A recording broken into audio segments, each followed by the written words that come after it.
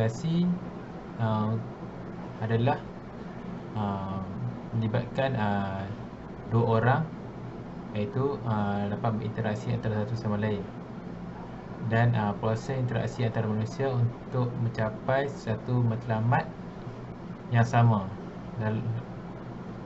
Dan dalam proses komunikasi ini orang ramai boleh bertukar pendapat dan maklumat yang diperoleh, dan ia berterusan dan seolahnya ia tidak mempunyai permulaan dan tiada penghujungnya.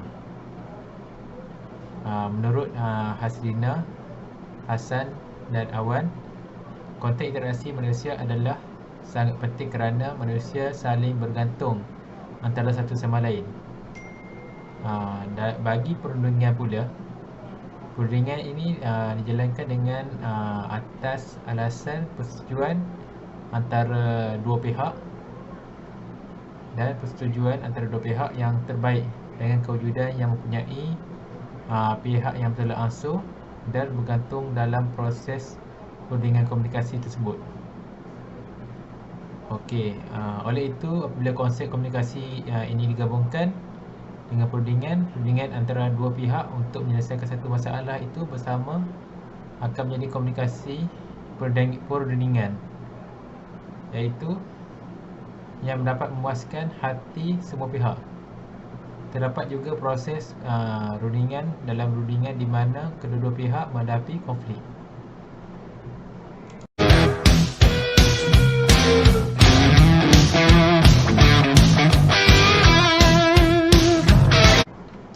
Bagi latar belakang isu yang dipilih, kami memilih konflik rundingan di antara syarikat telekomunikasi Apple dan juga syarikat telekomunikasi Samsung di Amerika Syarikat yang sangat terkenal dan yang menjadi pemain utama dalam pertempuran undang-undang yang belum pernah terjadi sebelum ini. Semuanya bermula dengan pelancaran telefon pintar Samsung Galaxy S pada tahun 2010 dan menyebabkan ketidakpercayaan terhadap Steve Jobs kerana produk itu serupa dengan iPhone dan menggunakan teknologi yang sama dengan iPhone, telefon bimbit yang paling canggih yang telah dikeluarkan oleh Steve Jobs pada 3 tahun yang lalu.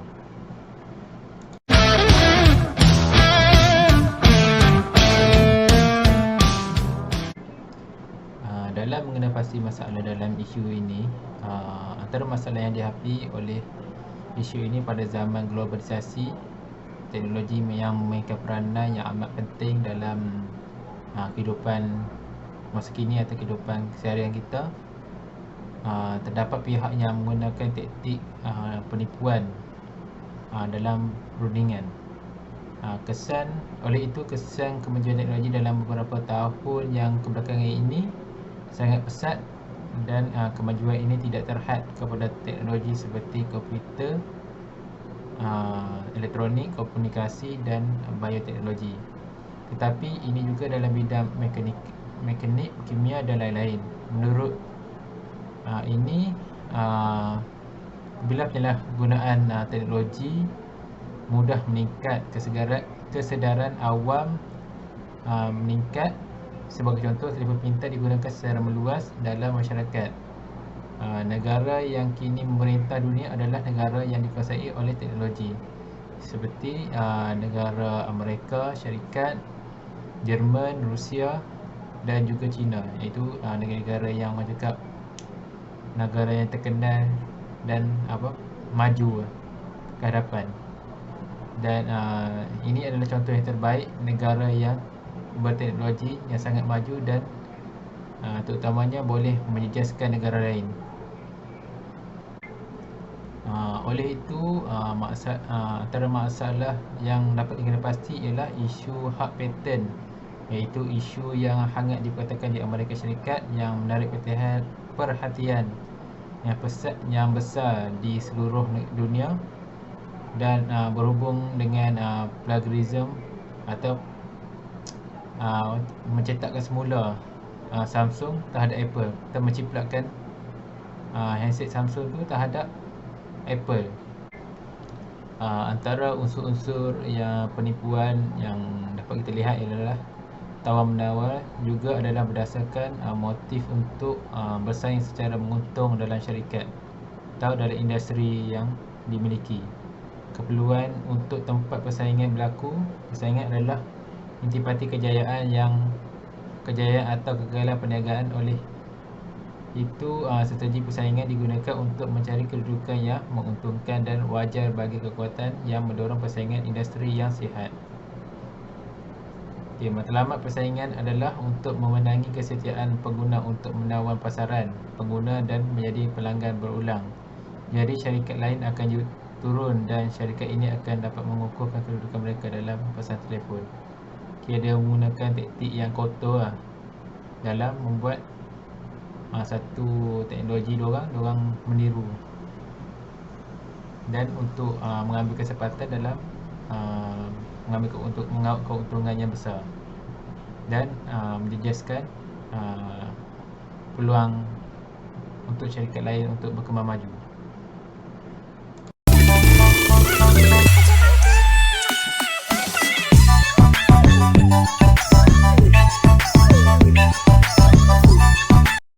Okay, Assalamualaikum warahmatullahi wabarakatuh. Saya Nur Hayati Putih Ahmad 261 akan membentangkan jenis perundingan dan teori yang digunakan. Okey, kita akan melihat kepada jenis perundingan yang digunakan. Perundingan yang telah dijalankan di dalam isu ini ialah perundingan terhadap perniagaan atau entiti perniagaan yang lebih menjurus kepada aspek untuk menyelesaikan isu utama, iaitu isu pelanggaran hak paten Samsung terhadap Apple di Amerika Syarikat. Selain itu, Samsung dilihat telah beberapa kali menghasilkan produk keluaran terbaru, telefon pintar dan alat peranti yang lainnya yang mirip seakan-akan sama fungsinya dan rekaannya dengan hasil yang telah dikeluarkan oleh pihak Apple. Dan Apple juga mempunyai matlamatnya yang tertentu dalam meningkatkan keberkesanan serta kecekapan perniagaan atau pengurusan sesebuah organisasi yang berkesan.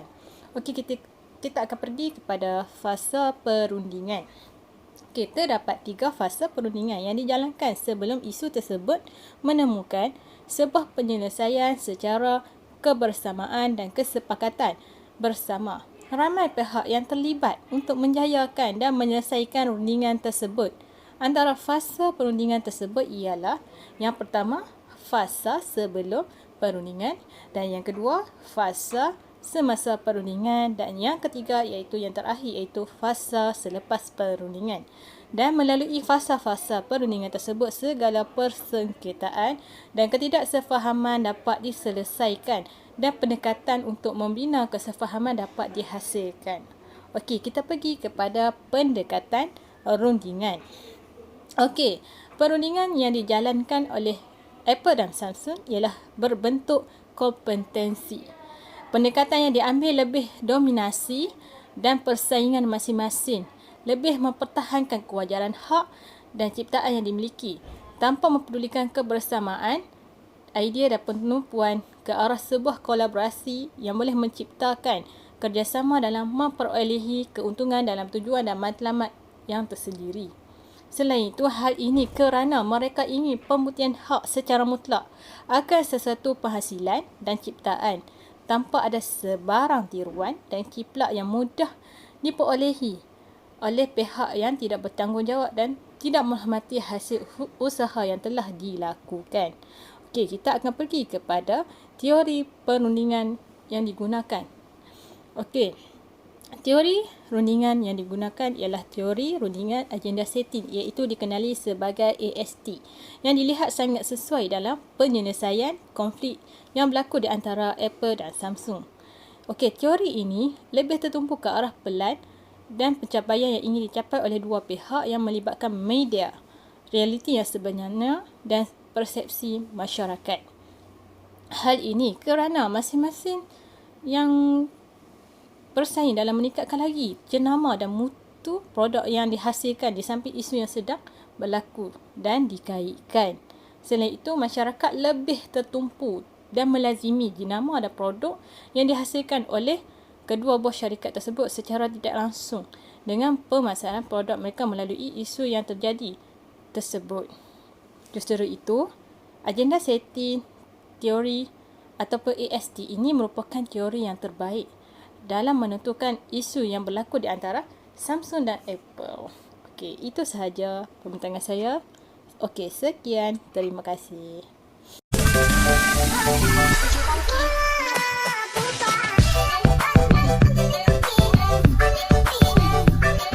Assalamualaikum dan salam sejahtera.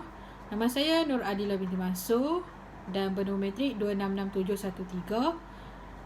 Dan saya akan menceritakan tentang kesan penciplakan terhadap masyarakat dan negara. Kebiasaannya, kesan penciplakan ni terbahagi kepada masyarakat, negara dan daripada segi ekonomi lah. Yang saya cuba tekankan di sini ialah tentang masyarakat dan juga negara. So, berdasarkan kajian yang dikaji, seperti yang kita tahu, syarikat Apple telah menyaman syarikat Samsung atas faktor penciplakan teknologi yang telah Samsung gunakan lah. Jadi dalam konteks ni, syarikat Apple telah pun memenangi kes saman yang telah dibuka. Dari segi masyarakat, kesan penciplakan terhadap masyarakat ialah berlakunya kecelaruan ataupun kekeliruan dalam pemilihan teknologi canggih lah. Sebagai contoh, syarikat Samsung telah beberapa kali cuba untuk menciplak dari segi teknologi yang dikeluarkan oleh syarikat Apple. So, masyarakat akan keliru dan untuk memilih antara syarikat Apple ataupun syarikat Samsung atas faktor penciplakan ini, oleh kerana teknologi yang dicipta itu ialah lebih kurang dia punya fungsi dia. Alright, dari segi negara pula, melanggar hak privasi sebuah negara dari segi penciptaan teknologi lah. Seperti yang kita tahu, syarikat Apple ni berasal daripada US dan manakala syarikat Samsung ni daripada Korea. So, ia berlakunya pelanggaran hak privasi lah. Macam contoh Apple, dia semestinya akan mempunyai privasi yang dari segi teknologi yang dicipta. So, bila Korea ni menciplak hasil penciptaan teknologi Apple ni, dan ia menjadikan satu kesalahan lah. Right, dari segi masyarakat pula, masyarakat akan menganggap teknologi yang dicipta ini tidak mempunyai keistimewaan sendiri. Oleh kerana syarikat Samsung ini telah menciplak barangan ataupun jenama Apple ni, jadinya Apple ni dah tidak mempunyai keistimewaan dia yang tersendiri dari segi fungsi dia, dari segi bahan-bahan yang digunakan. Jadinya tidak mempunyai keistimewaan yang tersendiri lagi lah. Right, dari segi negara pula, keadaan ekonomi tidak dapat ditingkatkan oleh kerana lambatkan hasil ciplak ni. Syarikat Apple seperti yang kita tahu, harga yang dikeluarkan ialah yang sangat tinggi atas faktor dari segi penciptaannya yang menggunakan teknologi yang canggih. Dan disebabkan itulah harga Apple ataupun harga telefon yang dikeluarkan oleh Apple ataupun produk yang dikeluarkan oleh Apple, harganya yang terlalu tinggi oleh kerana teknologinya yang sangat canggih dan sangat privacy lah kalau siapa yang guna Apple tu. Tapi oleh kerana syarikat Samsung ni telah menciplak, dan fungsinya lebih kurang sahaja syarikat Apple. So lambatkan hasil ciplak tu terlampau banyak dan masyarakat akan memilih hasil ciplak lagi atas faktor harganya yang lebih rendah daripada syarikat Apple. Alright, konklusi dia dekat sini, hasil kesan penciplakan ni tidak memberikan kesan yang sangat baik lah untuk negara dan juga masyarakat. Akan berlakunya keruntuhan ekonomi untuk sesebuah syarikat yang saya nyatakan seperti Apple, dan juga lambatkan hasil ciplak ni menjadikan satu kerugian oleh kerana produk yang dikeluarkan oleh Apple ni bukannya menggunakan daripada segi bahan-bahan yang murah lah. Jadi itu sahaja untuk pembintangan saya pada hari ini. Terima kasih. Assalamualaikum.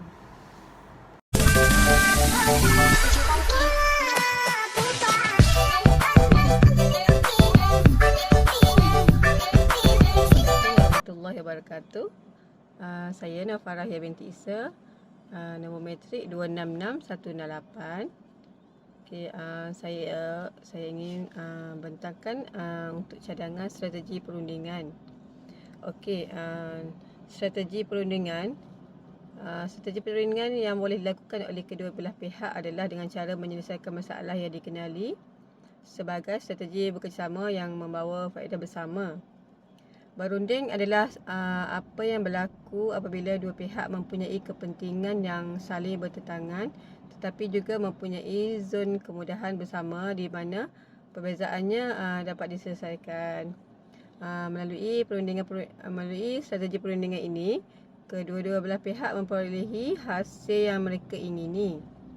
Ini berdasarkan kepada kes di mana kedua belah pihak yang pihak menuntut hak masing-masing, yang mana Apple mendakwa Samsung melanggar hak patennya, manakala Samsung juga mendakwa Apple melanggar perjanjian terhadap paten teknologi miliknya. Okey, strategi berkompromi. Strategi perundingan berkompromi di mana syarikat Apple dan Samsung sepakat untuk melakukan perbicaraan mengenai penyelesaian sengketa paten yang terjadi di antara kedua perusahaan tersebut. Sebagai satu strategi perunding yang diwakili oleh Hakim Pengadilan California berupaya menyelesaikan persoalan ini di luar mahkamah. Okey, strategi ketiga, strategi bersaing. Strategi bersaing merupakan strategi yang menitik beratkan kepada hasil yang akan diperolehi dalam sesuatu perundingan tanpa menghiraukan apa yang ingin diperolehi oleh pihak lain. Strategi ini menggunakan dengan cara mengancam, memberi hukuman dan mengambil tindakan sendiri dengan keadaan bersaing. Kedua-dua syarikat Apple dan Samsung telah memfailkan beberapa tindakan undang-undang terhadap satu sama lain dengan pelanggaran hak paten, dan Samsung telah menjatuhkan hukuman untuk membayar 120 juta kepada Apple kerana pelanggaran salah satu paten yang sama dengan syarikat Apple. Perkara pertama mengenai kes ini adalah bahawa ia adalah tuntutan daripada Apple kepada Samsung untuk pelanggaran paten slide yang terkenal untuk membuka kunci, iaitu mekanisme yang dengan meluncurkan jari. Syarikat Apple menggugat Samsung kerana isu pelanggaran paten dan yang lain, iaitu yang mana nombor telefon menjadi pautan cepat. Syarikat Samsung didapati melanggar kedua-dua paten dan pada 2014 ia dihukum membayar kepada syarikat Apple sebanyak 120 juta dolar. Strategi seterusnya ialah strategi menyelesaikan masalah atau bekerjasama. Syarikat Apple masih memerlukan teknologi dari Samsung kerana masih bergantung kepada beberapa komponen penting rekaan Samsung bagi menghasilkan produk Apple, dan Samsung pula memerlukan perkhidmatan syarikat Apple untuk menggunakan komponen mereka bagi mengelakkan syarikat mereka kerugian berbilion dolar. Beginilah hebatnya dua kuasa besar. Teknologi dan profesional bergantung pada satu sama lain. Pada tahun 2013, syarikat Samsung membantu syarikat Apple dalam pembuatan iPad mini 2. Daripada konflik panjang antara Samsung dan Apple, terjadinya kerjasama yang baik antara kedua syarikat tersebut. Kedua syarikat tersebut saling memerlukan dalam penghasilan smartphone. Okey, cara mengatasi isu. Okey, pertamanya ke pelbagai alternatif. Cara mengatasi isu, pertamanya kepelbagaian alternatif. Kepelbagaian alternatif dalam mencari jalan penyelesaian merupakan perkara yang penting dalam rundingan integratif. Apabila kedua-dua pihak telah mencapai kata sepakat tentang masalah utama dan saling memahami kehendak dan keinginan masing-masing, maka ianya lebih mudah bagi mereka untuk mencari jalan penyelesaian alternatif. Teknik-teknik ini boleh dibahagikan kepada dua, iaitu memerlukan perunding untuk mendefinisikan semula masalah yang ada bagi membantu alternatif menang-menang. Keduanya ialah menerima masalah yang sedia ada dan menyenaraikan pilihan di mana perunding boleh memilih daripada pilihan yang ada. Seterusnya, nasihat atau rujukan. Antara salah satu kelebihan rundingan berkumpulan ialah ia membolehkan mereka yang terdiri daripada pelbagai kepakaran berada dalam kumpulan tersebut. Ini akan memudahkan ahli-ahli kumpulan yang terlibat dalam perundingan mendapatkan nasihat dan rujukan dengan tepat dan cepat sebelum atau semasa rundingan dijalankan. Ini kerana kumpulan perunding akan membawa bersama-sama pakar untuk berhujah dan mencari jalan penyelesaian dengan baik. Sebagai contoh, Ketua Pegawai Eksekutif Apple Tim Cook dan Samsung Major Domo Ji Sung Choi diarahkan oleh Hakim Persekutuan Lucy Koh untuk bersemuka, di mana Lucy Koh yang mengetahui tuntutan undang-undang untuk menyelesaikan masalah dan menumpukan perhatian terhadap apa yang mereka lakukan dengan baik dalam penciptaan produk elektronik. Seterusnya, pengurusan konflik. Okey, rundingan secara individu adalah lebih baik daripada rundingan berkumpulan kerana kata sepakat untuk mencari jalan penyelesaian mudah dicapai dan memudahkan proses rundingan. Dengan cara menemukan kedua-dua pegawai eksekutif Apple dan Samsung secara bersemuka adalah tepat untuk mendamaikan dan mencari jalan penyelesaian dengan tepat. Seterusnya, pelindungan hak eksklusif. Pengeluar produk elektronik seharusnya melindungi hasil ciptaan itu dengan mempatenkannya kerana mempunyai peruntukan undang-undang mengenainya.